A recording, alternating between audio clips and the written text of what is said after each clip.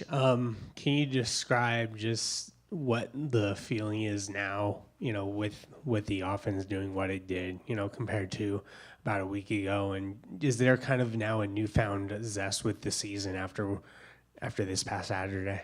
Yeah, I think anytime you can put up, 46 points after halftime, put up 49 for a game, you're certainly going to have a lot more confidence and energy. Felt like, we got everybody involved in the game plan, and we executed the game plan. We got great productivity from our wide receiver room, got great productivity from our running back room, our tight end room. Obviously, we were certainly really excited about how Ryan played as well on Saturday, and so I think there's certainly a lot of reasons right now to be optimistic about where we're at offensively moving forward for sure. I mean, how big of a moment was it for you, knowing the changes and then to, get the result from your team, knowing that you maybe do things a little bit differently than some offensive coordinators and just get that result?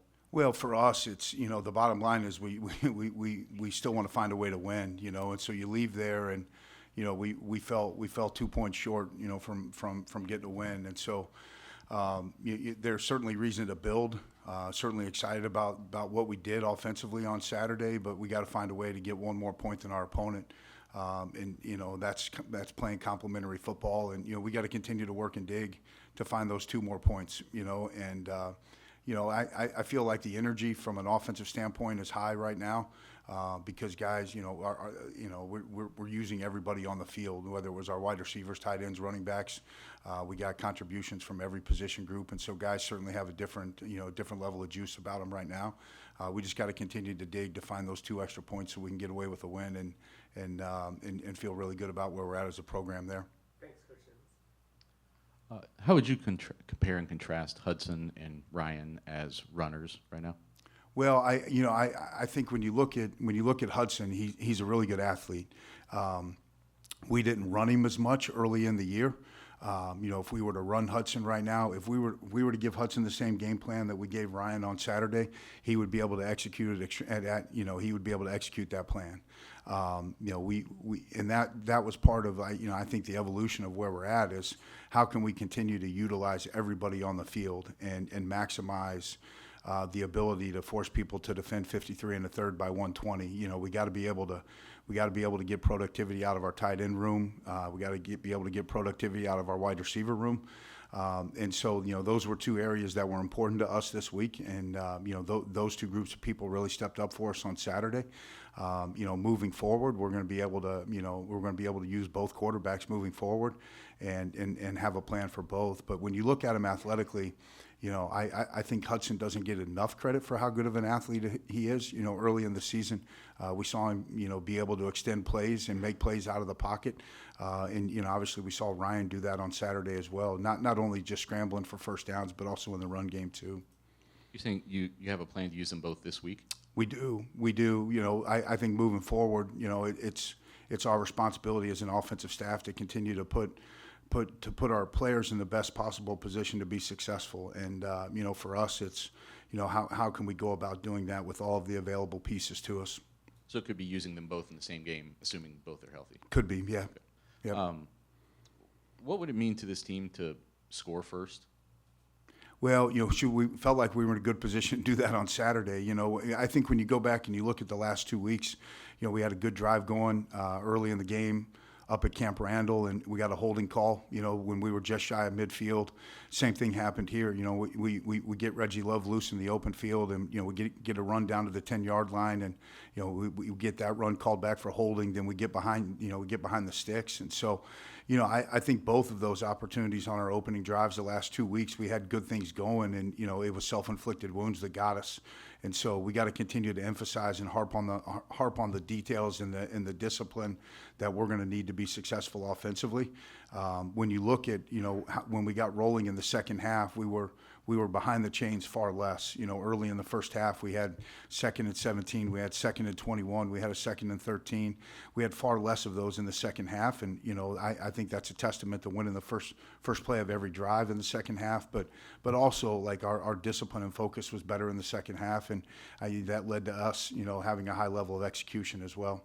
Have you guys made any alterations to how you're approaching schematically, the start of games, did you analyze whether that was an issue as to why it's just for the past 2 years, even before you got here, this team has played from behind almost constantly? Yeah, it hasn't been a huge point of emphasis for us. Like, it's especially the last 2 weeks, we've gone to work on like, here's our game plan, and then as we get later in the week, like what are the plays that we feel best about? When we were up in Madison, for us, we wanted to show different personnel looks. We wanted to get different personnel groupings on the field. Saturday at Illinois, we had a different start to the game. Philosophically, and for us, it's got to continue to be about how can we take our players and get them in the best possible position to be successful, and that's been our focus the last 2 weeks in terms of how we're going to start games. When Ryan found out he was starting, just what did you see from him in terms of his response with his preparation and in practice and things like that? Yeah, when you look at 2 weeks ago when we were getting ready for Wisconsin, he had a great week of practice, had a great week of preparation. We had a small package for him going into that game. When you look at this week, the week getting ready for Illinois, his focus was really high, his energy level was really high. He's got a high football IQ, and that's who he is as a person. Like if you run into him in the hallway, he's got great juice and energy about him. He's an infectious person, and I think our guys gravitated towards that last week when he knew he was gonna be the starter, and you saw our guys rally around him. The first half didn't necessarily translate to points. But the juice and energy was there, and then when we got into a rhythm in the second half, like he was really contagious.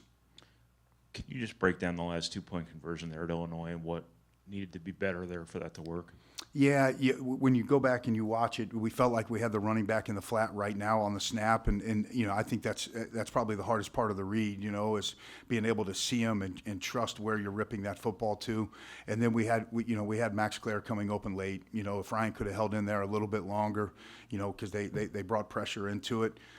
We had Max coming late open, and certainly we were going to have we were going to walk in, but at the same time I think that's part of his evolution and his growth as a Q. Like in that moment, in that situation, the last thing we want to do is take a sack, and to Ryan's defense, he hasn't been in that situation, and so for us it's tough. It's a tough pill to swallow because we didn't get that. We fell 1 point short. But at the same time, it's a great learning moment for him and for us to build on moving forward. Jason, can you just talk about the decision-making process on to go for two or not? Who was involved? I mean, I'm not sure what you can all reveal, but I'm always kind of interested to see about the decision-making process and then ultimately going for it and trying to get the win. Yeah, when we ended the game tied, Coach Walter said if we have an opportunity to go for two and the win, we're going. And that for us, like that's exactly what we wanted. From an offensive staff standpoint, we walked through our 2-point play calls. We felt like the one that we had dialed up next would give us the best opportunity to get a guy open right now. And then, for us, so that way you get into that moment and there's no hesitation. When you score, there's no hesitation. Your players know you're going for two. The mindset's where you want it to be, and we're going to have an opportunity. And when you talk with Coach Walters and you spend any time with him at all, like there's no doubt we're going for two because we're in control of our own fate at that point. And as an offensive staff, you can't ask for anything more but to be in control of your own fate. And unfortunately, we came up just short. Any other questions for Coach Simmons? All right. Thank you, guys. Have a great week.